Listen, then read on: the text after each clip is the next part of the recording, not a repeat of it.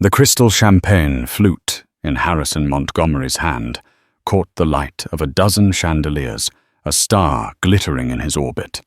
He stood on the grand stage, his arm draped possessively around a woman who was not his wife. The air, thick with the scent of money and hydrangeas, crackled with anticipation. "To new beginnings," he declared, his voice booming across the silent, opulent ballroom, his gaze fixed on his mistress Cassandra. But as the crowd of New York's elite politely applauded, another figure emerged from the shadows. It was his wife, Victoria, her steps silent, her smile a beautiful, terrifying enigma. She didn't come to cry or to plead. She came to collect. And in her hand, she held not a weapon, but a microphone that would prove far more destructive than any blade. The Montgomery Legacy Gala was less a party and more a coronation. Each year, Harrison Montgomery threw open the doors to his sprawling Hamptons estate, a monument of limestone and glass overlooking the Atlantic, to remind New York's upper echelon of his dominance. The guest list was a carefully curated ecosystem of power titans, of industry political brokers, and the kind of old money that viewed Harrison's brand of brutal capitalism with a mixture of disdain and envy. Tonight was the apex. Montgomery Holdings had just closed a hostile takeover of a major competitor, a move lauded on Wall Street as both brilliant and predatory. Harrison was not just a king, he was a conqueror, and this gala was his victory parade. He moved through the throng of bespoke suits and designer gowns with the gravitational pull of a celestial body. People orbited him desperate for a moment of his time, a flash of his predatory smile. At his side, practically fused to his arm, was Cassandra Vance. She was a decade younger than his wife, with fiery red hair that seemed to mock the cool, muted tones of the party's decor. Her laughter was loud. Her dress was a daring slash of crimson silk, and her eyes were fixed on Harrison with an adoration so absolute it bordered on worship. She was everything his wife was not: conspicuous, loud and utterly publicly his. Across the grand ballroom, near the floor-to-ceiling windows that framed the turbulent ocean, stood Victoria Montgomery. She was a portrait in quiet defiance. Her gown was a deep sapphire blue, elegant and understated. Her dark hair swept into a classic chignon that exposed the pale, graceful column of her neck. To the casual observer, she was the perfect hostess, her smile serene, her posture impeccable. She greeted senators and their wives with a soft-spoken charm that felt like a relic from a more civilized era. But her eyes, the color of a stormy sea, missed nothing. She watched Harrison place a hand on the small of Cassandra's back, a gesture of ownership so blatant it was a public declaration. She saw the whispers that followed them, the pitying glances thrown her way. Glances that felt like tiny, stinging insects. For 10 years she had lived in this gilded cage.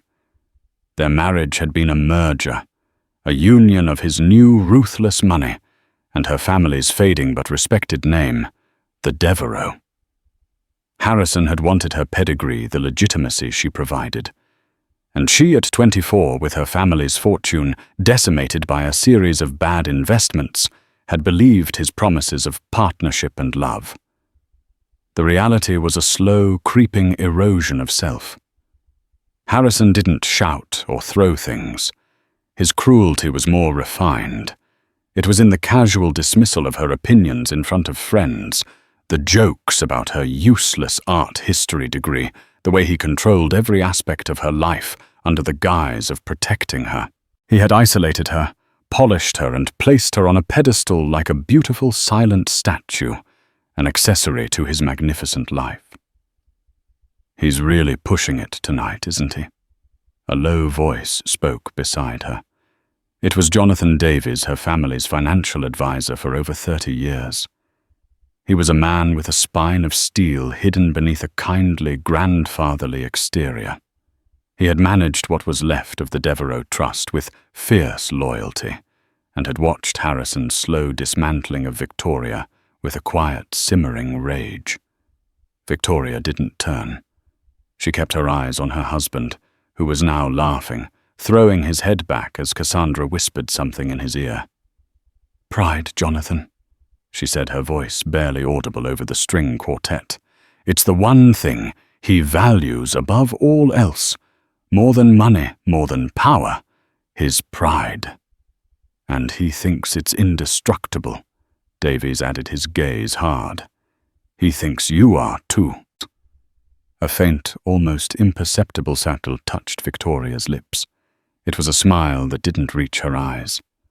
"Porcelain can look indestructible," she murmured, "right up until the moment it shatters." She watched as the catering staff began to set up a small podium and microphone on the marble stage at the far end of the ballroom. Harrison's annual self-congratulatory speech was imminent. This year, however, the script would have a few unscheduled additions.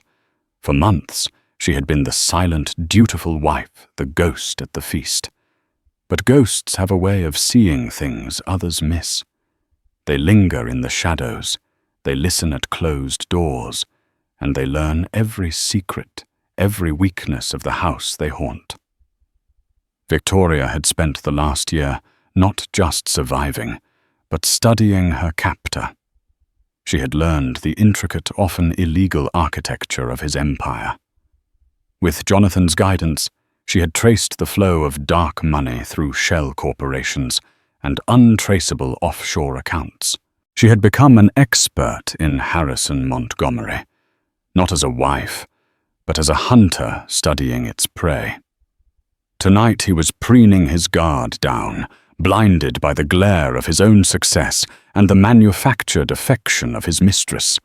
He saw Victoria as part of the decor, as predictable and inert as the marble statues in the garden. It was his greatest and final miscalculation.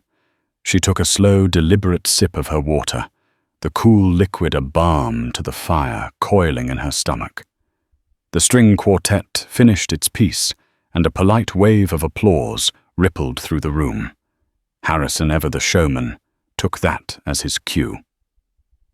He led Cassandra toward the stage, his hand firmly guiding her.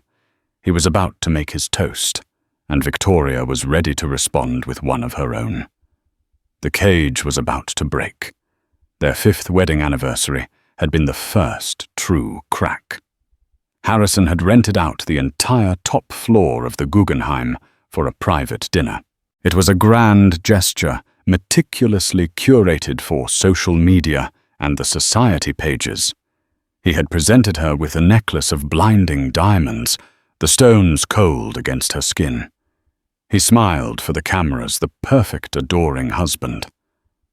But later that night, in the sterile silence of their penthouse apartment overlooking Central Park, she had tried to talk to him, not about jewels or parties, but about them. She felt a profound loneliness, a sense of being an observer in her own life. She had suggested they travel just the two of them somewhere quiet, where they could reconnect. Harrison had looked at her not with anger, but with a profound dismissive confusion, as if she were a talking dog that had just quoted Shakespeare. "Victoria, don't be naive," he'd said, loosening his tie as he looked at stock tickers on his phone. "My time is my most valuable asset. The Montgomery brand doesn't take vacations. This," he gestured around the opulent apartment, "is our connection. This is what I provide. Be happy with it." That was the night she understood. She was not his partner. She was an asset. The Devereaux name, her elegance, her social grace, they were columns in his ledger acquisitions that added to his brand value. Her happiness was an irrelevant externality. The love she thought they had been building was a unilateral fantasy. The infidelity began, or at least became known to her 2 years later. It wasn't a single affair, but a string of them, each one more careless than the last. He wasn't trying to hide them. He was daring her to react. He wanted her to cry, to scream, to make a scene. It would have reaffirmed his power, her weakness. But Victoria did none of those things. She retreated further into herself, her silence and poise becoming a form of armor. He mistook her silence for acceptance, her composure for weakness. He didn't realize it was the quiet hum of a machine being built, a plan taking shape in the desolate spaces he had created between them. Her education began in earnest. While Harrison was at late-night meetings, she was in his home office. He was arrogant enough to believe she had no interest or aptitude for his business, so his security was surprisingly lax. She started with the basics, reading his business journals, then moving to company prospectuses and annual reports. The language was foreign at first, a thicket of acronyms and jargon. But she had a sharp, methodical mind, the kind that had excelled at art history's meticulous research and pattern recognition. She started to see the patterns in his finances, too.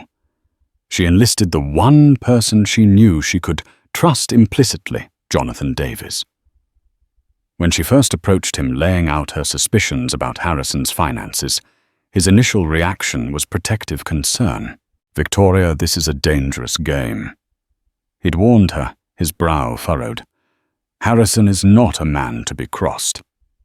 "He crossed me the day he decided I was a possession," she had replied, her voice cold and level. "I am not looking for a fight, Jonathan. I am preparing for a war." Convinced of her resolve, Jonathan had agreed to help. Working from his own discreet office, far from the prying eyes of Montgomery Holdings, they began to dig. Jonathan used his network of old-school financial detectives, men and women, who could navigate the labyrinthine world of offshore banking. Victoria, meanwhile, became an archaeologist of her husband's digital life. She discovered a secondary encrypted hard drive in his office safe. Harrison had told her the code was their wedding date, a sentimental lie. The real code, she deduced after weeks of observation, was the closing date of his first $1 million deal. Inside was a second set of books. It was a masterpiece of corporate fraud. He had created a series of shell corporations: Apex Global Ventures, Sovereign Trust Solutions, Meridian Capital, registered in places like the Cayman Islands and Panama. These weren't just for tax evasion. They were vehicles for money laundering and illegal stock manipulation. He would use them to buy up shares in a target company, covertly drive the price down through manufactured negative press, then have Montgomery Holdings swoop in for a hostile takeover at a fraction of its value. It was ruthless, illegal, and utterly brilliant in its complexity. He called his secret ledger Project Sovereign. It was his true legacy built on phantom companies and ruined lives. The arrival of Cassandra Vance was the final catalyst. She wasn't like the others. The others had been fleeting distractions. Cassandra was an investment. Harrison installed her in a lavish apartment, gave her a no-show high-paying position at a subsidiary company, and began integrating her into their social life. He was testing the waters, preparing the world and Victoria for a replacement. Victoria, using a private investigator Jonathan recommended, looked into Cassandra's past. On the surface, she was an ambitious MBA graduate from a second-tier school. But the investigator found something more. He uncovered encrypted emails and financial records showing regular substantial payments to Cassandra, not from Harrison, but from an offshore account linked to his biggest rival Damon Sterling of Sterling Corp. Cassandra wasn't just a mistress. She was a corporate spy. She was feeding Sterling information, likely on the same takeover deals Harrison was so proud of. The irony was exquisite. The man who trusted no one, who saw conspiracy in every shadow, was being played by the ambitious girl he paraded as his trophy. Harrison's pride, his ultimate vulnerability, was about to be leveraged against him by two different people in his life, and he had no idea. As the months ticked down toward the legacy gala, Victoria's plan crystallized. A simple, messy divorce was not enough. That would make her a victim, a scorned woman fighting for a settlement. She refused to be cast in that role. She wanted justice, not just alimony. She wanted to dismantle the myth of Harrison Montgomery, not just leave his bed. She arranged a secret meeting with Genevieve Croft, an investigative journalist for the Financial Chronicle. Victoria remembered her from a press conference 5 years prior. Croft had asked Harrison a sharp, insightful question about his company's environmental record. Harrison, incensed at being challenged, had not only evaded the question, but had publicly humiliated her, insinuating her publication was little more than a tabloid and that she was out of her depth. Croft's face had flushed, but her eyes had held a cold fury. Victoria was counting on that memory. In a quiet corner of a nondescript coffee shop in Queens, Victoria laid out the first pieces of the puzzle for the journalist. She didn't give her everything at once. She gave her a thread, the name of a single shell corporation, Apex Global Ventures. "Look into this," Victoria had said, her face obscured by a scarf and sunglasses. "I believe it will lead you somewhere interesting. Be ready to publish on the night of the Montgomery Gala. I will provide the final verifiable proof you need then." Genevieve, sensing the scoop of a lifetime, agreed. The pieces were now in place. The evidence was compiled, the allies were briefed, and the stage was set. Victoria felt a strange calm settle over her. For years she had been a porcelain doll on a shelf. Now she knew that porcelain, when it breaks, can have an edge as sharp as any razor. The transformation from Victoria Devereaux Montgomery, the society wife, to the architect of Harrison's ruin was a silent internal revolution. It happened not in a single fiery moment of epiphany, but in the accumulated stillness of 1,000 lonely nights and public humiliations. Her grief for the marriage she thought she had was real, but it was a quiet, private process. Once it was complete, it did not leave a void. It left a foundation of cold, hard clarity. Her days maintained their placid, elegant rhythm. She attended charity luncheons, oversaw the household staff, and selected flower arrangements for the endless stream of social functions. She smiled, she made small talk. She was the picture of serene contentment. This placid exterior was her greatest camouflage. While Harrison saw a woman tending to trivialities, she was coordinating a multi-pronged assault on his empire with the precision of a military general. Her command center was ironically the one place Harrison never entered, her private sitting room and library, a space dedicated to her frivolous passions of art history and literature. Surrounded by leather-bound first editions and catalogues from the Met, she conducted her war. Here she held encrypted video calls with Jonathan Davies using burner phones and military-grade software he had procured.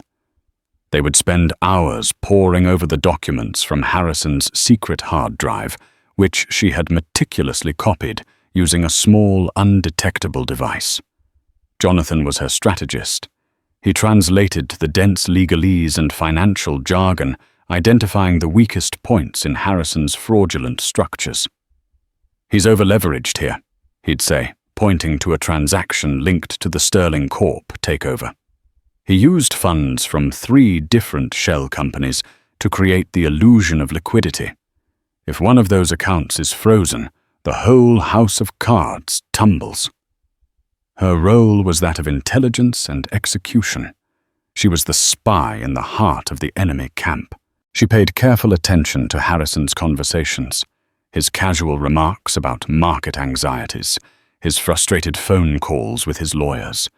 She learned to read the subtle shifts in his mood, not as a wife concerned for her husband, but as an analyst gauging the enemy's morale. One evening, he'd stormed in furious about a leak to the SEC that had triggered a minor inquiry. He blamed his rivals, his staff, everyone but himself. Victoria, sitting quietly, made a note. His paranoia was a weapon she could use. She began feeding anonymous, untraceable tips to Genevieve Croft, small, verifiable morsels of information that would lend credibility to the larger story when it broke. The legal aspect was the most delicate. She couldn't just use any divorce lawyer. She needed someone who was not only brilliant, but also fearless, and most importantly, outside of Harrison's sphere of influence. Jonathan found her, Margaret Maggie O'Connell, a razor-sharp litigator based in Chicago, who specialized in forensic accounting and dismantling the complex financial fortifications of the ultra-rich. She had a reputation for being a bulldog, utterly immune to the intimidation tactics Harrison favored. Their first meeting took place in a rented anonymous office suite in a different Coffin city. Victoria presented her case with a chilling lack of emotion. She laid out the fraudulent documents, the evidence of infidelity, and the psychological abuse. Maggie listened, her expression unreadable. When Victoria finished, she leaned back in her chair. Most women in your position, Mrs. Montgomery, want two things: his money and his public humiliation. What is it you want? I want to reclaim what's mine, Victoria said, her voice steady. My name, my agency, and my future. The money is secondary, but it is a tool. It is the language my husband understands. And the humiliation, that is merely a byproduct of the truth. Maggie smiled for the first time. I like you, Mrs. Montgomery. Let's talk about your prenup. The prenuptial agreement had been Harrison's design, an ironclad document meant to protect his assets. But Maggie found the loophole. It was a vanity clause. Harrison himself had insisted on a public disgrace clause. It stipulated that in the event of public flagrant infidelity that brought shame upon the Devereaux name, the standard buyout terms were void. Instead, a penalty would be enacted, giving Victoria a controlling interest. 51% in their primary joint holding company, a company Harrison had set up to manage their family assets, but which she and Jonathan had discovered was the linchpin that connected Montgomery Holdings to all his illegal shell corporations. He had put it in both their names for tax reasons, never imagining the clause or his wife could ever be used against him. He saw it as a leash. Victoria was about to turn it into a noose. The weeks leading up to the gala were a whirlwind of clandestine activity. While the caterers were taste-testing canapes, Victoria was executing complex financial maneuvers. Under Jonathan's guidance, she began moving her personal assets, the remnants of the Devereaux Trust, completely out of Harrison's reach, placing them in newly established independent accounts. She signed the divorce papers with Maggie in Chicago and had them filed under seal, timed to become public record the exact evening of the party. She also prepared her final weapon against Cassandra. The private investigator had unearthed not just financial transactions, but also burner phone records between Cassandra and a senior vice president at Sterling Corp. The conversation logs were damning. Cassandra wasn't just passing on gossip. She was transmitting sensitive data about Montgomery Holdings' bidding strategies and vulnerabilities. She wasn't a lover playing a rich man. She was a professional operative. Victoria had this information packaged into a neat, undeniable file. She had no intention of releasing it to the press. That was too crude. She had a more personal, more devastating delivery method in mind. On the morning of the Legacy Gala, a profound sense of peace settled over her. The house buzzed with frantic energy. Florists, musicians, and security personnel moved in a chaotic ballet. Harrison was in his element, barking orders, a tyrant in his own kingdom. He barely glanced at her as she passed him in the hall. "Try to look happy tonight, Victoria," he'd said, not as a request, but as a command. "It reflects on me." "Don't worry, Harrison," she replied, her voice smooth as silk. "I imagine tonight will be one of the most satisfying nights of my life." He just grunted, misinterpreting her words as the placid agreement of a dutiful wife. He didn't see the glint in her eye. He didn't notice that she wasn't wearing her wedding ring. She had replaced it with her grandmother's ring, a simple gold band with a single deep blue sapphire. It was the Devereaux signet. Tonight, she wasn't Mrs. Montgomery the asset. She was Victoria Devereaux, the architect of ruin, and she was about to take back her name. The final blueprints were complete. All that was left was to watch the demolition. The Montgomery estate on the dunes of the Hamptons was a spectacle of calculated grandeur. Tonight, it was at its most ostentatious. Torches flickered along the winding driveway, illuminating a river of gleaming Rolls-Royces, Bentleys, and Maybachs. The air hung heavy with the competing scents of night-blooming jasmine and expensive perfume. Inside the grand ballroom was a sea of glittering diamonds and dark tuxedos. A small army of waiters weaved through the crowd, their silver trays laden with champagne flutes and intricate hors d'oeuvres. Everything was designed to project an image of effortless, unassailable power. It was the perfect stage for a public execution. Harrison Montgomery stood at the epicenter of it all, soaking in the adulation.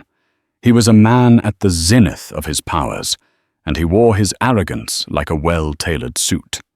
His recent acquisition of Sterling Corp's rival was the talk of the evening, and he accepted the congratulations with a magnanimous air, as if he were a monarch accepting tribute from his subjects.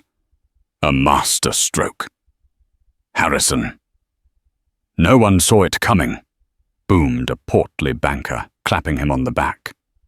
"You have to be willing to break a few rules to build an empire, Robert," Harrison replied, with a wink, his voice carrying just enough for those around him to hear. It was a confession disguised as a boast. Cassandra Vance was a vision in scarlet, beside him her dress clinging to her like a second skin. She was radiant with triumph, her eyes sparkling with a mixture of champagne and ambition. She had played her part perfectly, she thought. She had captivated the most powerful man in the room, and soon she would be his wife. She saw the furtive glances, heard the whispers. "That's her," they seemed to say, "the new Mrs. Montgomery." She felt a thrill of victory every time her eyes met Victoria's across the room. She saw a woman, defeated a relic, being gracefully ushered out. Victoria observed this all with a preternatural calm. She was the ghost at this feast, moving with a quiet grace that made her almost invisible to the boisterous crowd. But for those who looked closely, there was an intensity in her gaze, a focus that was unnerving. She wasn't just watching, she was waiting. The party was a clock, and she was watching the hands tick inexorably toward midnight. She spoke with old family friends, deflecting their veiled, pitying questions about her marriage with non-committal elegance. "Harrison is very driven," she would say with a thin smile, letting them fill in the blanks. She saw Genevieve Croft slip into the party using a press pass for a minor publication as her cover. The journalist caught Victoria's eye for a fleeting second, a silent acknowledgement passing between them. The trap was set. The bait was on the stage. All they needed was for the lion to walk into it. As 10 o'clock approached, The orchestra quieted, and the house lights dimmed slightly, focusing attention on the marble stage where a single microphone stood waiting. This was the moment Harrison lived for. He ascended the few steps to the stage, not with Cassandra, but alone. He wanted the spotlight entirely for himself at first. He tapped the microphone, and a hush fell over the ballroom. Friends, colleagues, competitors. He began, a broad, confident smile spreading across his face. Welcome, Ma. Another year, another victory. They say success is the best revenge.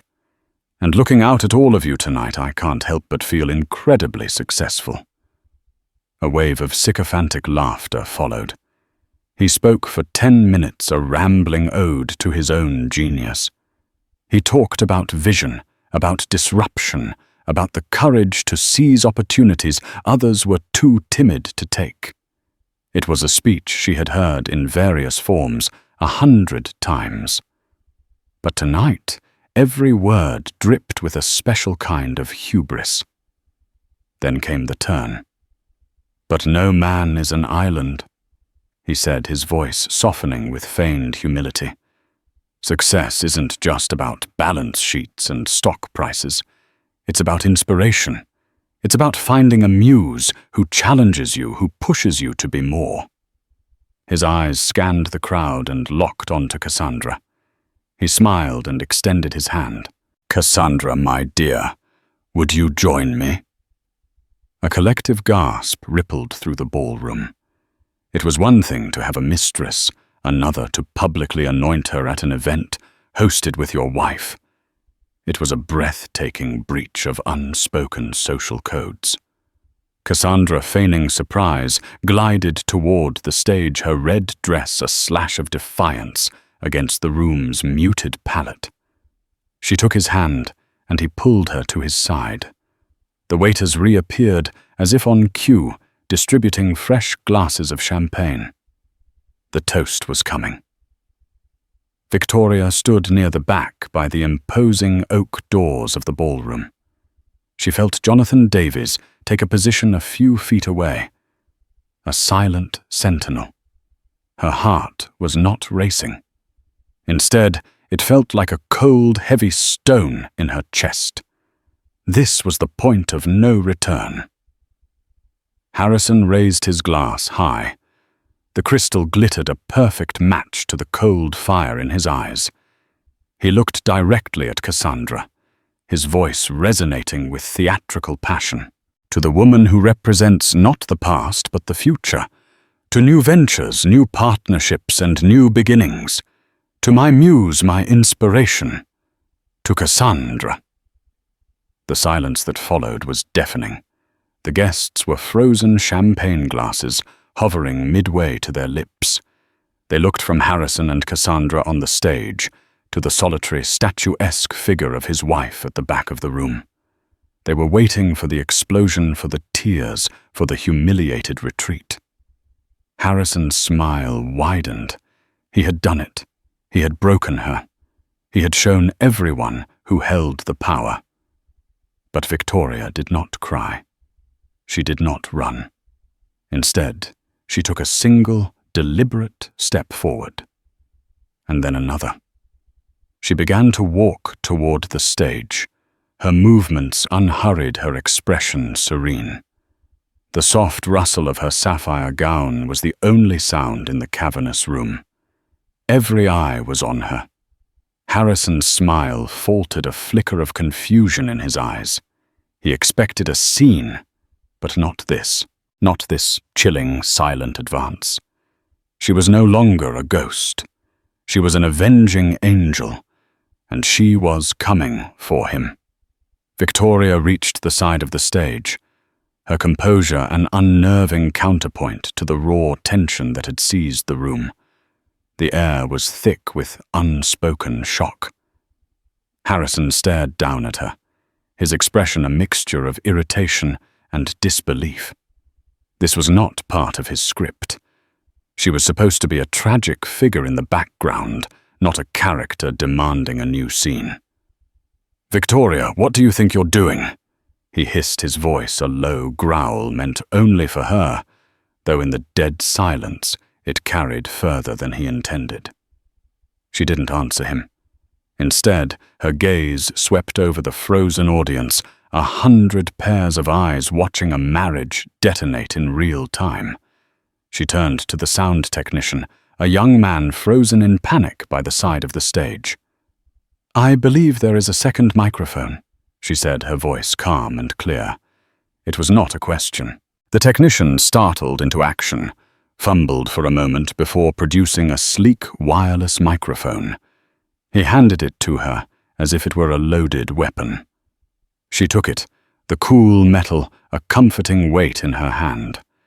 She ascended the 3 marble steps to the stage, moving not to stand beside her husband, but to a position a few feet away, creating a tableau of 3 figures. The triumphant husband, the anointed mistress, and the avenging wife. Cassandra, flustered, tightened her grip on Harrison's arm. She looked at Victoria with a mixture of pity and contempt. This was pathetic, she thought. A last, desperate plea for attention. Victoria raised the microphone to her lips. The slight electronic hum as it activated was like the sound of a fuse being lit. "Good evening." She began, her voice resonating through the speakers, steady and devoid of tremor. It was the same modulated, elegant tone she used to welcome guests to her home, yet tonight it held a chilling authority. "Harrison is right. Tonight is indeed a night for toasts, and I would be remiss if I didn't offer one of my own." She paused, letting the weight of her words settle. She turned her head slightly, her gaze falling first upon her husband. "First, I'd like to toast Harrison. My husband, a man of unparalleled ambition and vision, a man who has taught me so much about the true nature of assets of value and of carefully concealed liabilities." Harrison's face began to tighten. This was not the speech of a heartbroken wife. There was a razor's edge to her words. "He toasted to new beginnings." Victoria continued, her voice as smooth as polished marble. "And I couldn't agree more. Which is why this morning my attorneys filed for divorce in the state of New York." A collective audible guppy swept through the ballroom. Whispers erupted like wildfire. Harrison's face, which had been flushed with triumph, began to drain of color. He took a step toward her, but she held up a hand, a gesture that was both subtle and absolute, stopping him in his tracks. "But a simple divorce feels so inadequate for an occasion like this," she went on, a faint, ironic smile playing on her lips. "Harrison is a man who appreciates the fine print, the clever clause, the hidden leverage. He will surely appreciate the nuance in our prenuptial agreement, specifically Clause 11B. The public disgrace clause he himself insisted upon." She let that hang in the air for a moment. She could see the dawning horror in Harrison's eyes, as his mind, quick as it was, raced to comprehend the implications. He drafted it to protect the Devereaux name from public shame. Victoria explained to the captivated audience. "It stipulates that in the event of flagrant public infidelity, such as, for example, toasting your mistress at your own gala, the standard settlement is void. Instead, the wronged party is granted a 51% controlling interest in our primary holding company, Montgomery Family Assets, LLC. A low murmur spread through the financial titans in the room. They knew what that meant. A holding company like that wasn't just a pot of money. It was the keystone of his entire corporate structure. A company I've recently learned that serves as the nexus for so many of Harrison's other creative business ventures." Victoria said, her voice dropping slightly, becoming more intimate, more conspiratorial. "Ventures with names like Apex Global Ventures, Sovereign Trust Solutions, Perhaps you've heard of them. They are the real engines of the Montgomery Empire. And as of this morning, they are under new management. My management. Harrison's face was now a mask of pure white-hot fury. You're insane, he spat. Forgetting the microphone in his hand was still live, his voice crackling through the speakers. You have no idea what you're talking about. Oh, but I do, Victoria countered, her calm unwavering. I've been studying, and I'm a very quick study. I also believe the SEC will be very interested in my studies, as will the Southern District of New York. My lawyers forwarded them a comprehensive portfolio this afternoon, and a copy, of course, to the press. She glanced toward the back of the room, her eyes finding Genevieve Croft. I believe the Financial Chronicle has a story going live, right about now. On cue, a series of soft chimes and vibrations filled the room as dozens of smartphones lit up with the same news alert: Montgomery Holdings CEO, Harrison Montgomery, accused of massive fraud, SEC investigation imminent. The world Harrison Montgomery had built with smoke mirrors and intimidation did not crumble.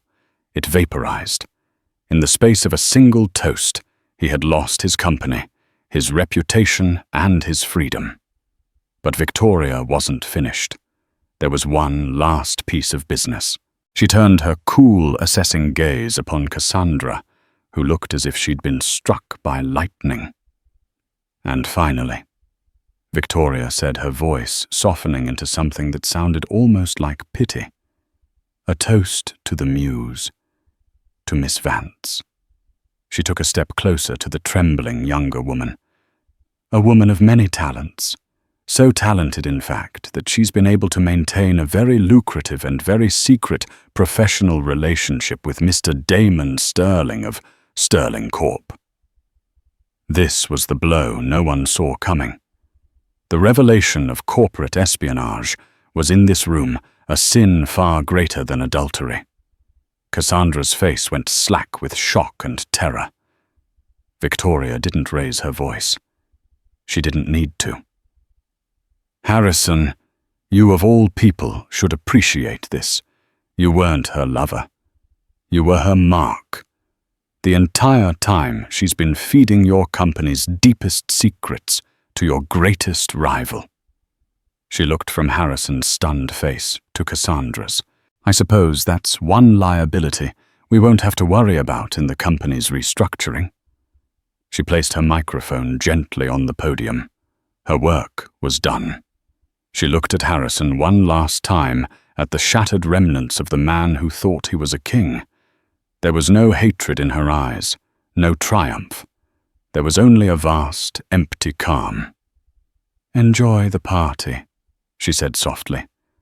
Then she turned and walked off the stage, her sapphire gown flowing behind her, leaving a scene of absolute silent devastation in her wake. As Victoria descended the marble steps, the stunned silence of the ballroom finally broke. It was not with a roar, but with a cascade of frantic, panicked whispers. The guests, predators by nature, could smell blood in the water, and the scent was overwhelming. Harrison Montgomery, the apex predator of their world, had been eviscerated in front of their eyes, not by a rival but by the quiet, decorative wife he had so casually discarded. Harrison stood frozen on the stage, his face a grotesque canvas of disbelief and incandescent rage. He looked at the sea of faces staring up at him, faces that only minutes ago had reflected his own glory, now looked upon him with a mixture of morbid curiosity and cold calculation.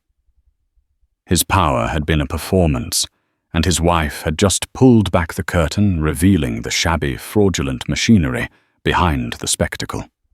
His gaze snapped to Cassandra. The adoration in her eyes was gone, replaced by pure animal terror. "He's lying! She's a crazy, jealous woman!" Cassandra shrieked, her voice shrill and desperate. She looked at Harrison, pleading. "Harrison, tell them she's lying!" but Harrison was looking at her as if for the first time. The pieces were clicking into place with sickening speed, a mysteriously lost bid, a competitor who always seemed one step ahead, Cassandra's innocent questions about deal structures. The betrayal from his wife was an attack on his pride. The betrayal from his mistress was an attack on his intelligence. In his world, the latter was the far greater sin. He saw not the beautiful woman he desired, but a viper he had welcomed into his bed. The look on his face was terrifying.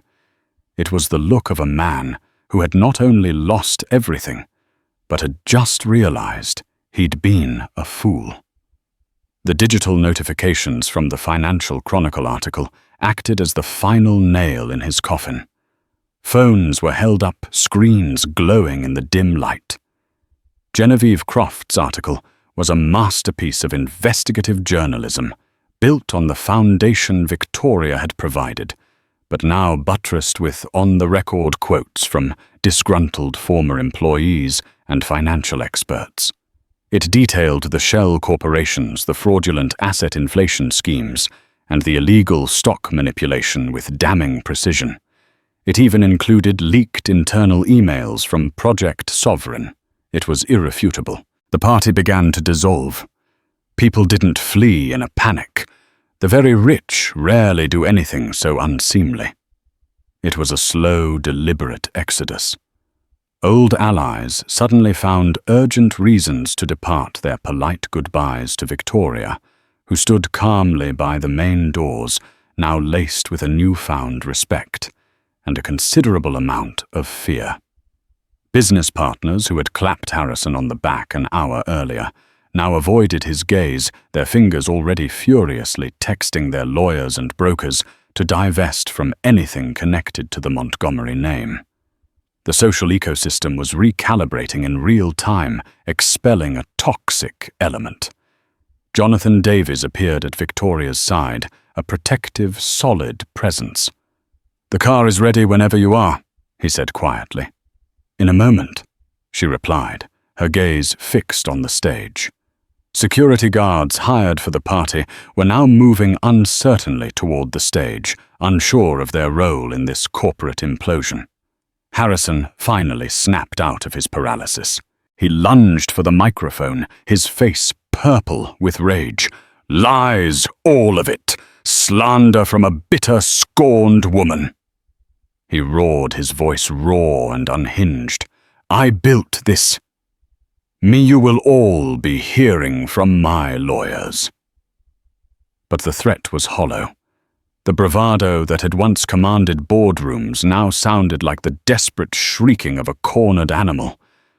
The authority was gone. He was just a man in an expensive suit, shouting into a void of his own making. Cassandra, seeing Harrison's fury turn towards her, made a run for it. She scrambled off the side of the stage, her crimson dress catching on a speaker tearing with a soft rip. She didn't care.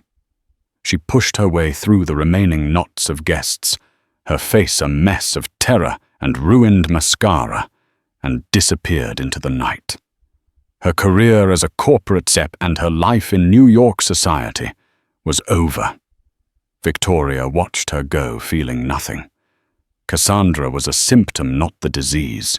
The disease was the insatiable pride and greed that consumed men like Harrison, a rot that she had allowed to fester in her own life for far too long. Finally, her eyes met Harrison's across the now emptying ballroom. The rage in his expression faltered, replaced by a flicker of something she hadn't seen in a decade, utter bewilderment. He looked at her as if he didn't know her at all. And in that he was right. The woman he knew, the stunt-compliant porcelain doll, was a fiction he had created. The real Victoria had just dismantled his world and hadn't even broken a sweat. She gave him a final, tiny, almost imperceptible nod. It was not a gesture of triumph nor of pity. It was one of closure. Then she turned her back on him, on the wreckage of their marriage and his empire, and walked with Jonathan Davies out of the grand ballroom, through the opulent foyer, and into the cool, clean air of the night. The gilded cage was behind her, its bars broken, its master left to rot inside. She was finally irrevocably free. The fallout was immediate and catastrophic. By the next morning, Montgomery was a toxic word on Wall Street. The stock of Montgomery Holdings plummeted by 90% in pre-market trading before the NYSE halted it altogether. Federal agents from the SEC and the FBI descended upon the company's gleaming Manhattan headquarters, leaving with boxes of documents and entire server racks. Harrison Montgomery's face, once a symbol of ruthless success on the covers of business magazines, was now plastered across news channels in a grainy, unflattering photo. The headline always some variation of billionaire kingpin's empire of lies. His assets were frozen, his board of directors resigned en masse, and his powerful friends were suddenly unreachable, their phones going straight to voicemail. The legal challenges were insurmountable. With Victoria controlling the central holding company, his ability to fund a defense was crippled. The evidence she had provided was so thorough, so meticulously organized, that his lawyers advised him the only possible outcome was a plea bargain to avoid spending the rest of his life in federal prison. His pride, the very thing he had sought to protect and project, was systematically stripped away in a series of humiliating court appearances and depositions. Cassandra Vance vanished. Damon Sterling, her handler, cut her loose, immediately denying all knowledge of her activities. Sterling Corp. Released a statement condemning the illegal corporate espionage, professing shock and positioning themselves as another victim of Miss Vance's rogue activities. With no allies and facing potential legal action herself, she fled likely back to the obscurity from which she came. Her dreams of power and luxury reduced to a cautionary tale whispered at cocktail parties. Victoria, however, did not revel in the chaos. She had no desire to watch her husband burn. Her revenge was not about destruction for its own sake. It was about reclamation. She installed a transitional CEO at what was left of Montgomery Holdings, a respected industry veteran with a single mandate to liquidate the fraudulent structures, pay back any and all defrauded investors, and salvage whatever legitimate parts of the business remained. She used her newfound control not to enrich herself further, but to clean the slate. 3 months after the gala, Victoria sat at an outdoor cafe in a sun-drenched piazza in Florence. The scent of espresso and leather hung in the warm afternoon air. She wore a simple white linen dress, her hair was down, and she wore no jewelry, save for her grandmother's sapphire ring. The tense, guarded woman from the Hamptons was gone. In her place was a woman who looked at ease, her face relaxed and unburdened. Jonathan Davies sat across from her, a file resting on the small table between them. He had flown in to give her the final update. "It's done," he said, a note of satisfaction in his voice. Harrison took the plea. 15 years minimum security, with a chance of parole in 8. Most of the assets have been liquidated. After all the fines and restitutions were paid, what remains has been placed into a blind trust. For you. Victoria nodded slowly, taking a sip of her coffee. The numbers, which would have once seemed astronomical, now felt abstract, almost meaningless. And the estate, sold to a tech billionaire from California. He's gutting the interior, Jonathan said with a small smile. Good, she said. Some houses have too many ghosts. They sat in comfortable silence for a moment, watching the life of the piazza unfold around them. Children chased pigeons, and an old man played a melancholy tune on an accordion. It was a world away from the Shark Tank of New York society. "What will you do now, Victoria?" Jonathan asked gently. She looked up at the facade of the Uffizi Gallery, just a short walk away. "I spent my 20s earning a degree in art history," she said, a real, genuine smile gracing her lips for the first time. "Harrison always called it my useless degree. I think I might finally put it to use. There's a small collection of Renaissance manuscripts at a local library here that needs a curator. They don't pay much." She shrugged. "But I find I don't need much anymore." Her revenge was complete, not because Harrison was in prison, but because she had completely and utterly erased him from her life and her future. He had tried to make her an accessory to his greatness, a footnote in his story. But she had become the author of his ending, and more importantly, the author of her own new beginning. She didn't destroy him for the pleasure of it.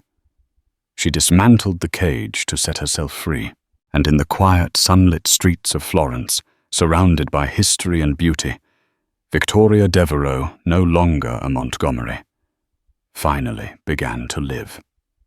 So what happens when a person is pushed beyond their limits? Victoria Montgomery's story is a chilling reminder that the quietest person in the room is often the most observant. She absorbed a decade of disrespect and transformed it not into blind rage, but into a meticulously crafted masterpiece of justice. Harrison saw her as a beautiful object, forgetting that even the most delicate porcelain can be shattered and weaponized into something sharp enough to bring down an empire. Her triumph wasn't just in his downfall, but in her own quiet, dignified rebirth, proving that the ultimate revenge isn't noise and fury, but a life lived freely and authentically on your own terms. If you were captivated by Victoria's journey from a silent wife to the architect of her own liberation, make sure to hit that like button, share this story of ultimate retribution, and subscribe to our channel for more tales of intricate revenge and powerful transformations. What do you think was Harrison's biggest mistake? Let us know in the comments below.